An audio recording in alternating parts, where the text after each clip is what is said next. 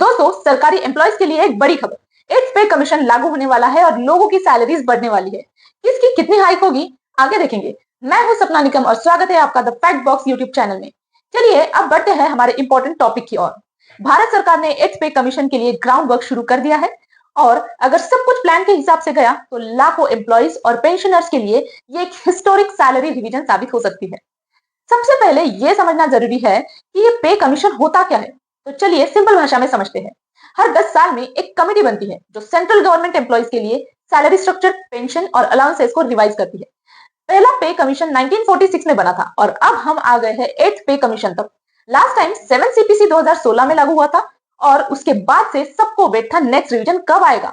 Reports के हिसाब से 8th पे कमीशन 2026 से लागू होने की संभावना है। फिलहाल ऑफिशियल नोटिफिकेशन नहीं आया, लेकिन फाइनेंस मिनिस्ट्री और डिपार्टमेंट ऑफ एक्सपेंडिचर इस पर इंटरनल डिस्कशन कर रहे हैं।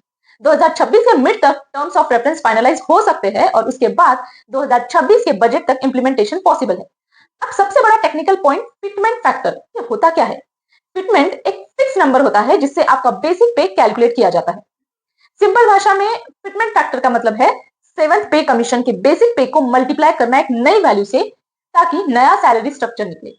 एग्जाम्पल, 7th पे कमीशन का फैक्टर था 2.57 और 8th सीपीसी में सैलरी स्ट्रक्चर का मेन बेस ये फिटमेंट फैक्टर पे ही डिपेंड होगा। एक्सपर्ट्स के मुताबिक 8th सीपीसी के बाद बेसिक सैलरी में 30 to 35% का इंक्रीमेंट होने की पॉसिबिलिटी है। पेंशनर्स के लिए भी सिमिलर हाइक एक्सपेक्टेड है। इससे लैक्स ऑफ एम्प्लॉइज और रिटायर्स को डायरेक्ट फायदा होगा और इन्फ्लेशन के इम्पैक्ट को बैलेंस करने में मदद मिलेगी। 8th सीपीसी में कुछ नए रिफॉर्म्स भी हो सकते हैं। गवर्नमेंट चाहती है एक ट्रांसपेरेंट और परफॉर्मेंस बेस्ड सिस्टम लाए जहां अलाउंसेस को सिंप्लीफाई किया जाए। जैसे 7 सीपीसी के टाइम कुछ पुराने पर्क्स मर्ज हुए थे, वैसे ही अब कुछ अननेसेसरी अलाउंसेस रिमूव भी हो सकते हैं। ये रिवीजन सरकार के बजट पर प्रेशर डाल रही है क्योंकि सैलरी और पेंशन दोनों में हाइक आएगा, लेकिन लॉन्ग टर्म में ये इकोनॉमी के लिए बेनिफिशियल हो सकता है क्योंकि सैलरी बढ़ने से कंजम्पशन और कैश फ्लो बढ़ता है। 47 लाख से ज्यादा सेंट्रल एम्प्लॉयज और 68 लाख पेंशनर्स के लिए एक खबर हिस्टोरिक है। और एक इंटरेस्टिंग पॉइंट ये भी है, 2026 के आसपास जनरल इलेक्शन भी होने वाले हैं, तो पॉलिटिकली ये टाइमिंग सरकार के लिए काफी स्ट्रेटेजिक है। अब बात करते हैं सबसे एक्साइटिंग टॉपिक, ड्यू अमाउंट की। जब भी नया पे कमीशन लागू होता है तो सैलरी और पेंशन रिवीजन बैकडेट से लागू होती है।